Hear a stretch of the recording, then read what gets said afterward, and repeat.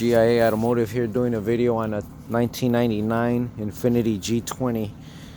I'm doing the lower control arm with the ball joint. Some cars come with a pressed in ball joint, and in order to remove the ball joint you got to remove the whole control arm and replace it. And the control arm comes with all these bushings. These bushings are pressed in, and when they go bad you got to replace the whole unit. And so anyways, this is what it looks like.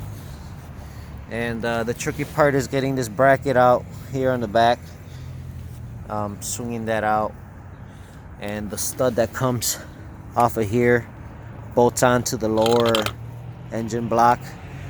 You can remove the bracket that bolts onto the engine block, and when you remove that bracket you can remove the stud itself out of this hole, and that'll give you the clearance to remove it. This one over here was a 27 millimeter. This one over here was a 21 millimeter. These two in the back were 17 millimeters.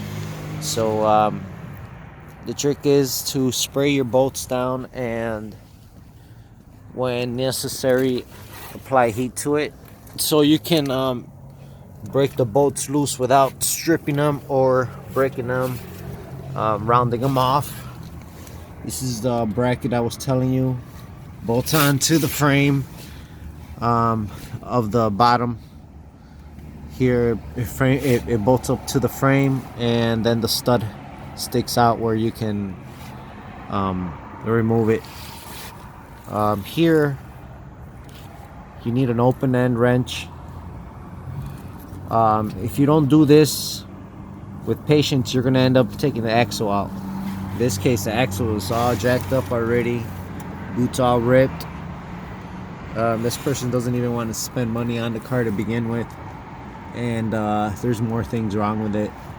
So in order to get the back bracket off for this lower control arm, what I did was I completely loosened the top stabilizer link.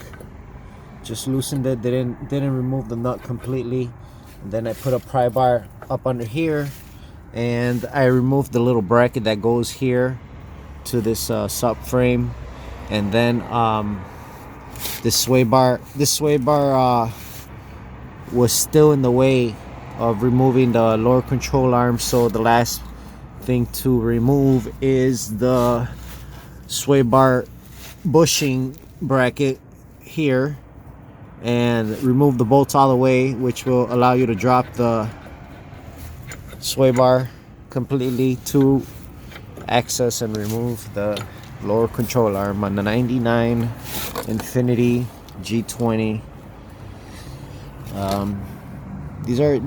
I've always found that certain things on this car have been a lot more challenging than needed, just because it's an Infiniti, and parts are a lot higher just because it's an Infiniti again. I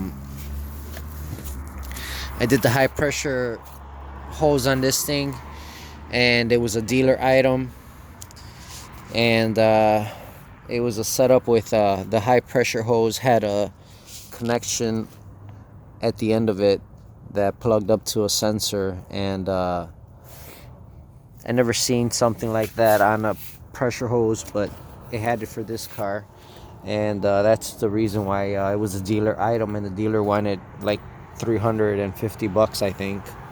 So I went to the junkyard and got it off of a junkyard car. All that it was doing was just leaking out of that hose. The power pressure hose was leaking.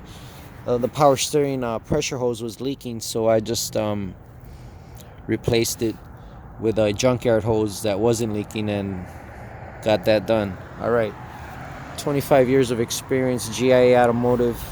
Give me a call if you got any business for me. I also have a PayPal account set up for information over the phone if you get stuck. Sometimes you get stuck and advice is priceless. But I do charge for it, so give me a call if you need some advice. All right, thank you for watching.